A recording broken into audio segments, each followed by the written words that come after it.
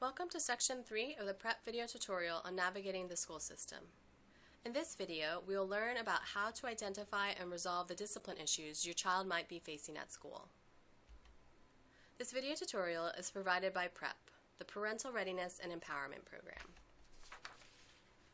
We offer helpful information, not legal advice. We try to be accurate, but rules can change and may vary by state and district. You or your child might have a discipline-related issue at school. A school discipline-related issue may mean you're concerned your child or another child was unfairly disciplined or for something that happened at school.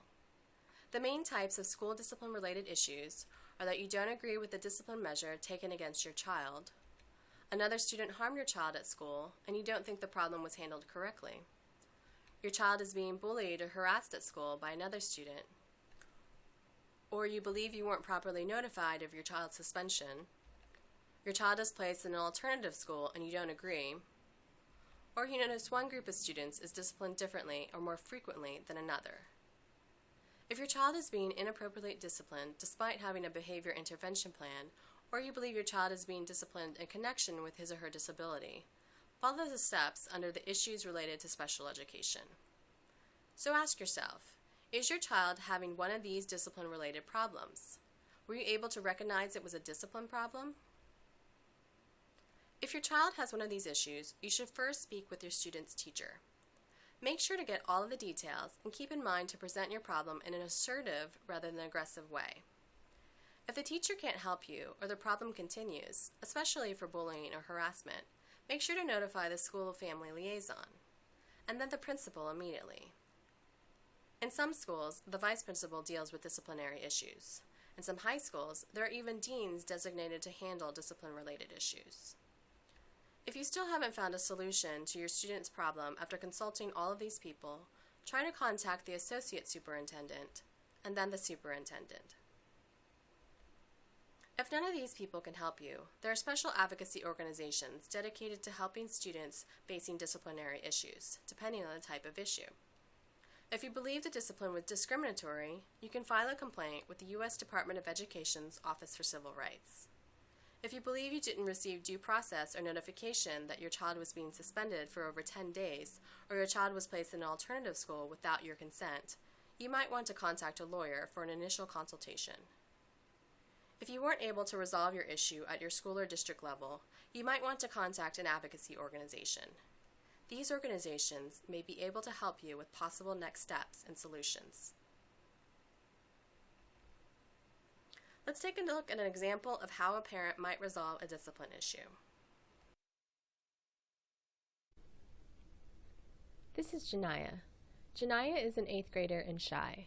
She doesn't have many friends at school, and recently a group of girls have started to pick on her during lunch and between classes. The girls call her mean names and tell her no one will ask her to the upcoming dance. Janiyah went home and told her mom about the problem.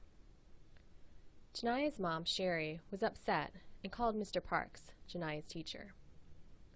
Over the phone, Sherry explained Janiyah was being bullied and asked Mr. Parks if he could help.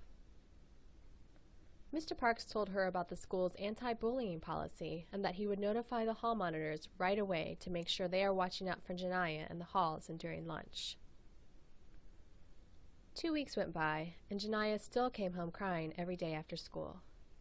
When Sherry asked her about the hall monitors, Janiyah told her that the girls pick on her at the bus pickup and when the hall monitors have their backs turned. Sherry knew that she had to work her way up the chain of command, so she called the school asking if there was a school or family liaison she could talk to. When she found out there wasn't a liaison, she reached out to the principal, and she was told that the vice principal handled the discipline-related issues at school. So Sherry called the vice principal, Ms. Williams, the next day and explained what was happening to Janiyah. She mentioned she already talked to Janiyah's homeroom teacher and how the hall monitors weren't able to stop the bullying. Ms. Williams expressed her concern and asked who the bullying girls were so she could talk to all of the girls, including Janiyah. Sherry told Ms. Williams the name of the girls, and Ms. Williams sat down with the group of girls who were bullying Janiyah the next day. 3 weeks later, none of the girls were picking on Janiyah, and she was excited about going to the dance. And this is all thanks to Sherry's advocacy.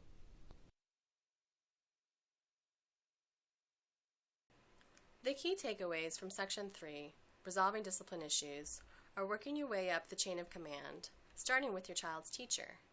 If the problem persists after you have brought it to the teacher's attention, you can notify the school or family liaison, or the school principal. Don't be afraid to repeat your request. Just be sure that you communicate your concerns in a way that is assertive, not aggressive. Your child's safety is important. So we've just finished learning how to resolve discipline issues. Stay tuned to learn how to resolve discrimination issues.